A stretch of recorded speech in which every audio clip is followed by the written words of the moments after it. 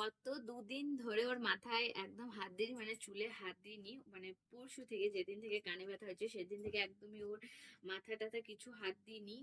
তো আজকে ওর চুলটা খুলেছি, এত পরিমাণে জট লেগে গেছে কি বলবো। এই যে দেখো, একদম আস্তে আস্তে ছাড়াচ্ছে। আর আমি এর আগে মোটামুটি 10 মিনিট ধরে ছাড়াচ্ছিলাম, তারপরে ভাবলাম চলো তোমাদের সঙ্গেও একটু শেয়ার করা যাক, সেই জন্য আমি আবার ভিডিওটা অন করলাম।